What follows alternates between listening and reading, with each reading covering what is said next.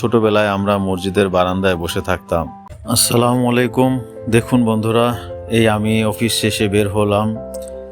মনের মধ্যে একটাই চিন্তা, কাজটা ঠিক মতো শেষ করতে হবে। কি কাজ সেটা আমি আপনাদের পরে বলছি।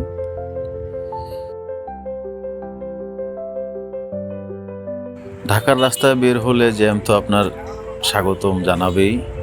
মনে হচ্ছিল গাড়ি না, আসলে আমরা দাঁড়িয়ে আছি। একটু জ্যাম সবসময় থাকে। জিরো পয়েন্টের দিকে এগোলাম। এই জায়গাটা দেখলেই মনে হয় ঢাকা শহরের আসল ব্যস্ততা এখানে জমে আছে।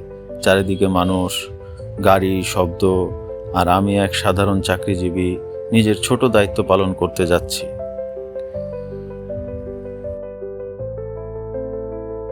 প্রবেশ করলাম জিপিওর ভিতরে। বাংলাদেশের একটা ঐতিহ্যবাহী জায়গা। অনেকদিন পর এখানে আসলাম। মনে হচ্ছিল সময় একটু থেমে গেছে। এখনো কত মানুষ এখানে প্রয়োজনের কাজে আসে। আলহামদুলিল্লাহ, আমি আমার পোস্টাল ভোট জমা দিলাম। কাগজপত্র কিছু দেখাইনি, শুধু নিজের মুহূর্তটা ধরে রাখলাম। একটা ভালো কাজ করলে আসলে মনটা খুব হালকা হয়ে যায়। জিপিওর বাইরে ছোট একটা সুন্দর পরিবেশ দেখলাম। এই শহরের ভিতরেও কিছু জায়গা আছে যেখানে দাঁড়ালে একটু শান্তি পাওয়া যায়।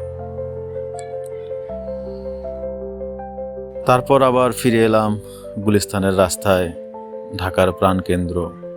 এখানে মানুষ দৌড়ায় জীবনের জন্য, রিজিকের জন্য, দায়িত্বের জন্য।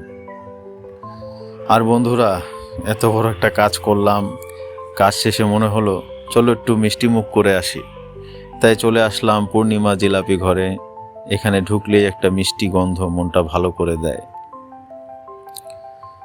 এই দেখুন বন্ধুরা, একদম টাটকা গরম জিলাপি।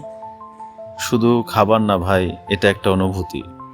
ছোটবেলায় আমরা মসজিদের বারান্দায় বসে থাকতাম, মিলাদ কখন শেষ হবে আর জিলাপি আসবে সেই আশায়। আজকে এই গন্ধটা পেলেই শৈশবের সেই দিনগুলো চোখের সামনে চলে আসে। দামও দেখা যাচ্ছে, কিন্তু আসল দামটা হলো স্মৃতি।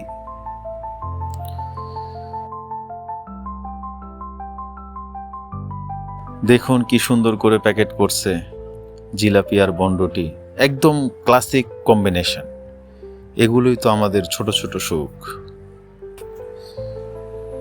আজকে এতটুকুই শেয়ার করলাম বন্ধুদের সাথে।